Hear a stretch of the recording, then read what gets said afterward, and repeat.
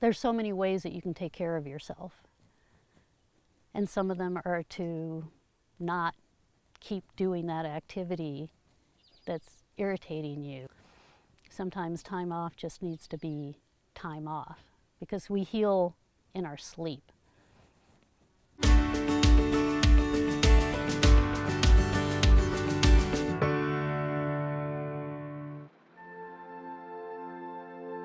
Next to her home in Carlton, Washington, in the Methow Valley, Robin Baire peruses a wide array of plants, taking stock of some of the bounty of herbs and berries that she grows and harvests for herself and her phytotherapeutic business.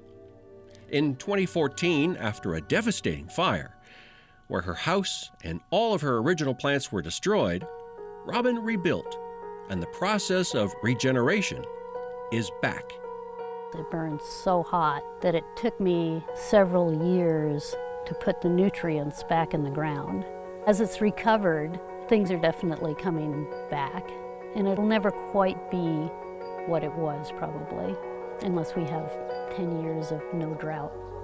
With the help of irrigation, Robin has created a garden of sorts to grow some of her favorite medicinal plants. This plant here is comfrey.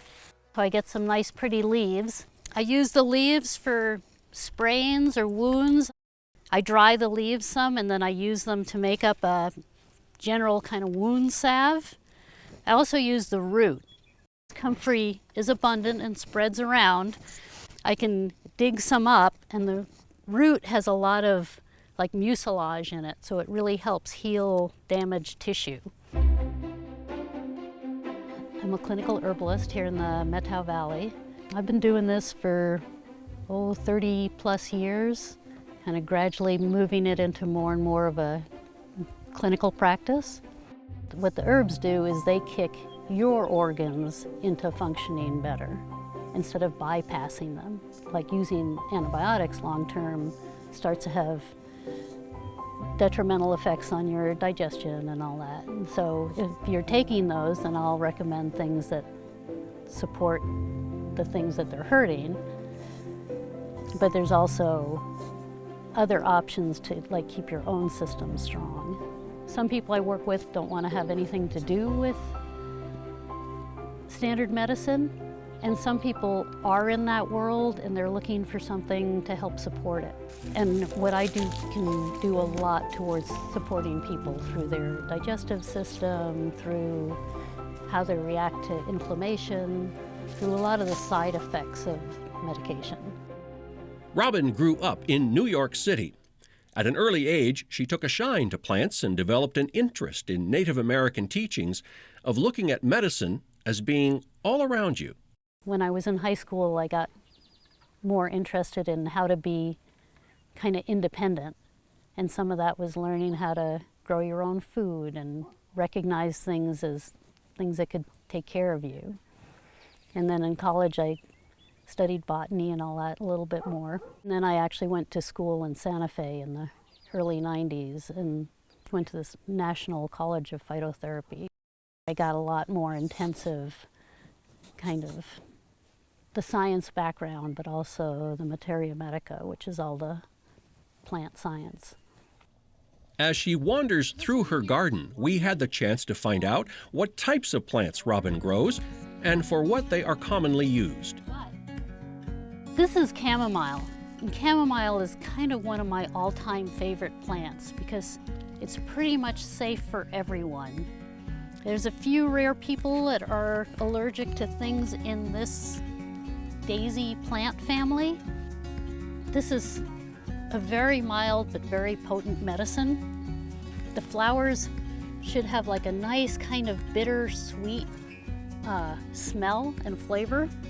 I like to pick it ideally when it's got a lot of petal on it. I still have to order chamomile because I use so much of it, but sprinkling this in makes the formulas so much tastier, especially for my teas. I do quite a few teas. I love these guys. This here is a young elderberry. Around it is yarrow. Yarrow is an amazing first aid remedy. The leaves for like bee stings or like allergic reactions. The flowers are also beneficial. I use this in plants for the kidney bladder formulas. It's a really good diuretic. It helps for fevers, and it is a pretty strong styptic, or helps stop bleeding. This is calendula. I love calendula. I use a ton of it. The petals are kind of sticky, and those oils in there are really great for wound healing. So this is St. John's wort. This is sunshine. This is one of those plants that they use for people who have seasonal affective disorder, where like lack of sunshine. The flowers and these leaves have this bright red oil, and it's that almost like burgundy color. If I was doing something to help someone with mood to some extent with this plant, I might also throw in some lavender. It has some bitter properties, and those really kind of help with mood also. And it smells good and it's pretty. And there's something to be said for medicine that's pretty to look at. Some things that we have here in abundance are like currants. Whether you consider them edible is a matter of taste. There's hawthorn berries, which are really seedy, but they're amazing heart medicine. Elderberry and hawthorn flowers are really valuable, and I make tincture out of the flower, and then later I go and collect the berries, because there's different medicines in different parts of the plant. The elderberries we have here supports all your pathways, veins, arteries, circulation. Some of the other thing with herbs is that people a lot of times just don't take nearly enough. It's like a few drops of something won't necessarily do it, because they don't see it in relationship to the medication they're taking, which is so powerful, but you're just taking a little pill, so you're not realizing in relationship what you're taking.